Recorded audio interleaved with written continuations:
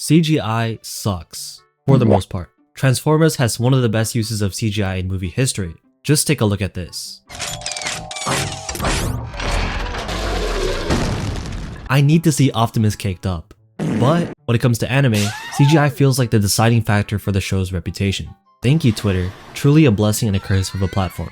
I can't blame Twitter though. I personally dropped Rising of the Shield Hero Season 2 because of the CGI turtle. Having the patience to grit your teeth and endure the horrible CGI is a test of will, but I don't have respect for you because why waste your time on that when we have this?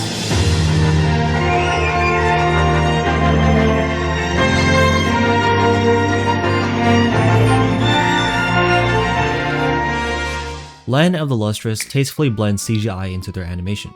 It was so interesting, Scamboli spaced out 2 videos on this one anime. Studio Orange, known for Beastars and Trigun, have been dishing out CGI into their animations like there's no tomorrow. And it's gorgeous. This is probably the first time I intentionally watched 3D anime because I thought the other ones shown on the internet were AI. Sorry, I'll watch you sometime. I absolutely need to give credit where it's due by how the studio made the show just pop. But hey, who am I to say? I'm just some random guy on the internet. You don't have to agree with what I say at all. Just, don't go downstairs and pretend your family's there because they're actually in my basement. This is Phosphophyllite, Phos for short. Long after the extinction of humanity, which was caused by 6 meteor strikes, wild by the way, very few species remain in this world. Minerals have taken humanoid forms and roam around the post-apocalyptic world until the end of time. The tougher the mineral, the stronger they are. For example, diamonds have a toughness of 10, making them highly durable unless you're... Hey, my diamond! Then you're just cooked. As opposed to Phos, who has a hardness of around level 3, diamonds and minerals on a higher scale are typically on patrol and scouting for a specific type of threat.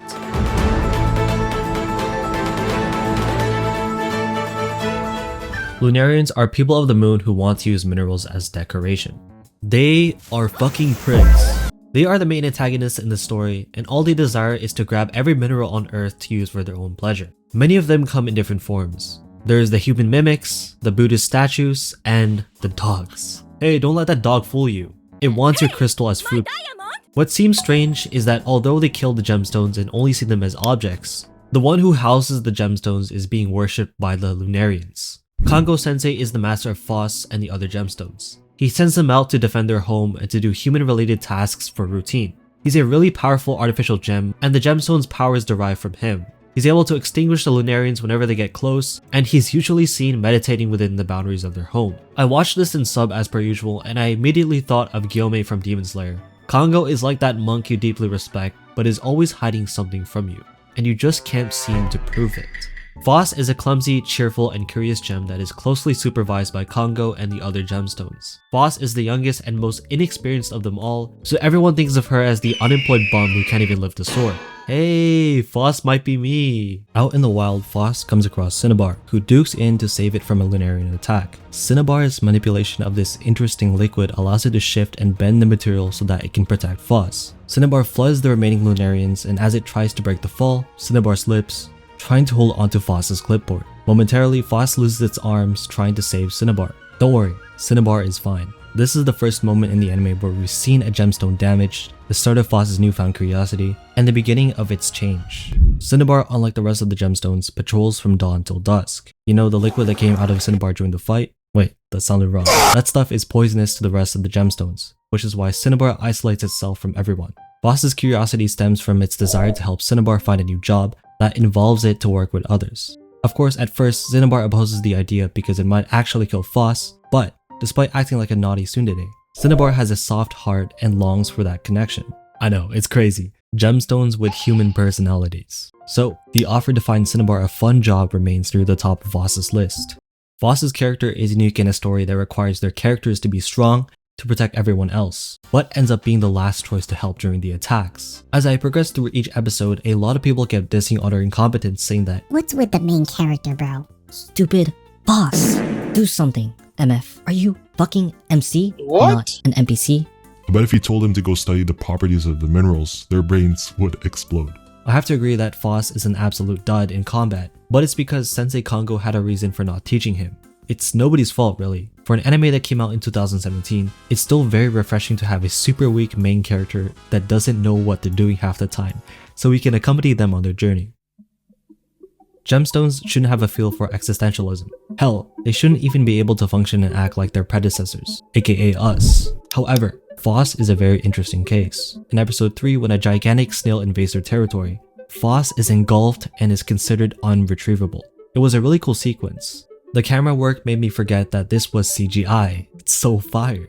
Fragments of Phos remain on the shell of the snail, so when Dia, the beautiful iridescent gem, spoke to Cinnabar about losing Phos, they were able to reconstruct her. For some mysterious reason, Phos was able to communicate and understand Ventry the snail. So when Phos snuck Ventry back to the sea, it transformed into this octopus mommy with very big starfishes.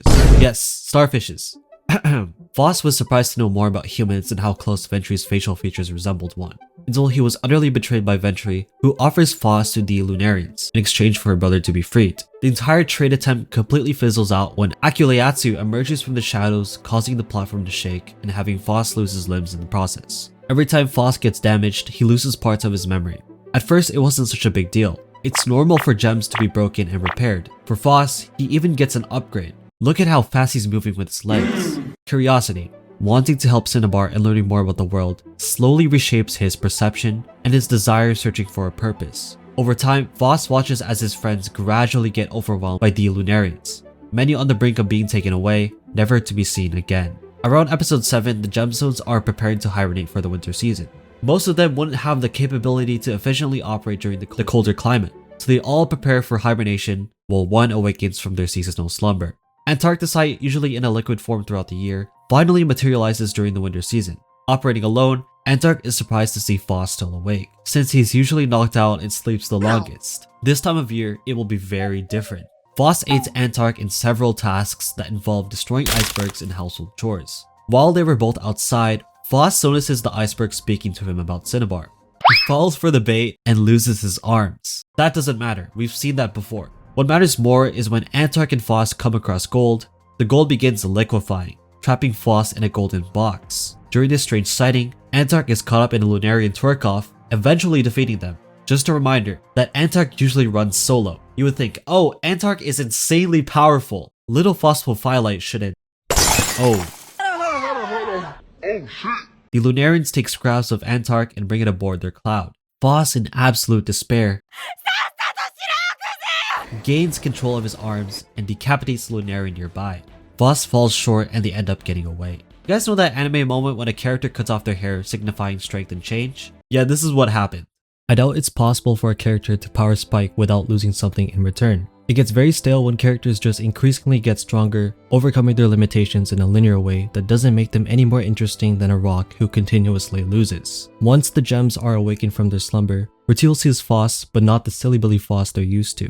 The remainder of the season forced Phos to take Antark's place. The sorrow and hopelessness Phos felt channeled the burden into his duties. Losing Antark was the first Phos ever felt grief, and a pivotal point in his character nature and ideology onwards. I think it's amazing how easy you can get attached to these gemstones within just 12 episodes. Yes, just one season and still no signs of season 2. This is so sad. I actually liked Antark a lot. He wasn't as annoying as the stoic, rigid Bort's bum, in which he looked after Phos right up until their capture. But Antark taught and disciplined Phos so that Congo would never be lonely, no matter what happens after. Phos's personality is a complete 180 from when he was at the beginning of the story. Not as clumsy, a lot less cheerful, and not outwardly expressive.